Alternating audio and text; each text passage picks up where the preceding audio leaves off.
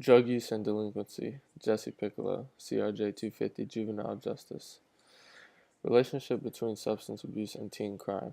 Youth offenders have elevated rates of substance abuse compared to non-offending youth.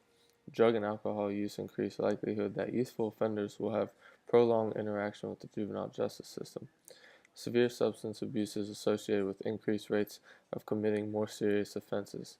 The younger the child is at onset of substance use reflects greater probabilities for severe and chronic offending.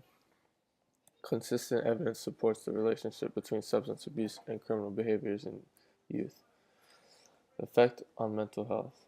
Substance abuse youth exhibit antisocial behavior, psychological, clinical problems, repeated criminal behavior. Incarcerated juveniles, 75% of 10 to 17-year-olds have a diagnosable mental health disorder. 80% suffer from learning disabilities. Substance abuse increases repeated criminal behavior, which leads to a deeper involvement in the juvenile justice system. Maybe some of these juveniles are participating in substance abuse because they have undiagnosed disorders. Popular drugs amongst teens. 53% of teens arrested in San Diego County last year tested positive for at least one drug. 94% reported having used drug or alcohol at some point during their life. 88% said they had used alcohol or marijuana by the age of 13. 51% of teens tested positive for marijuana. 32% reported abusing prescription and over-the-counter medication. This is the San Diego Association of Governments research study of teens arrested in San Diego County. Influence from parents. 47% of the youth in San Diego study reported alcohol or drug abuse by their parents.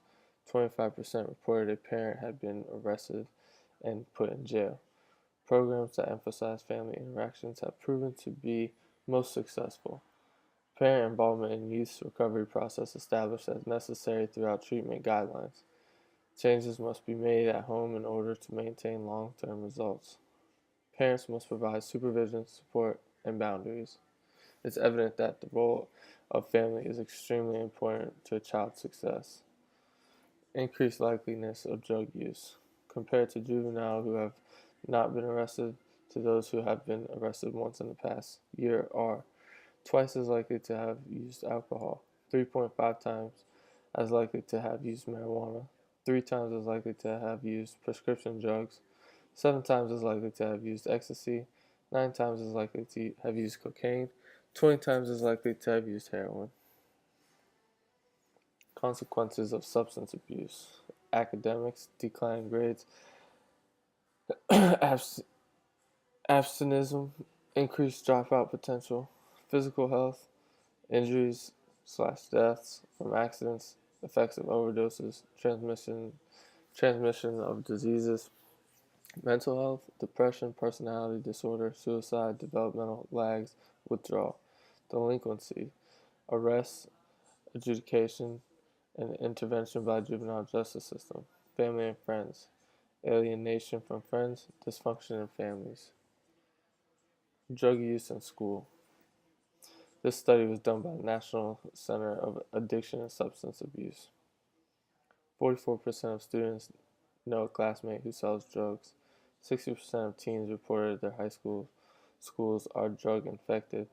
17% of students are drinking, smoking, or using drugs during the school day. 86% of students reported they were aware their classmates were abusing substances during the day. 50% acknowledged there was a place on or near school grounds where students go to use drugs, drink, and smoke. Treatment. Juvenile drug courts have become popular. Drug courts designed to provide various services to promote intervention, treatment, and structure. Better outcomes are seen with increased caregiver engagement in treatment services. Interventions that bring the most positive results are behavior-oriented and include services for the offending youth and their caregivers. Some of the most successful intervention programs include functional family therapy, multi-systematic therapy, cognitive behavioral therapy. Many jurisdictions have become aware of the prevalences of substance abuse among their youth offenders and have taken action. This is my presentation on drug use and delinquency for crj-250 juvenile justice.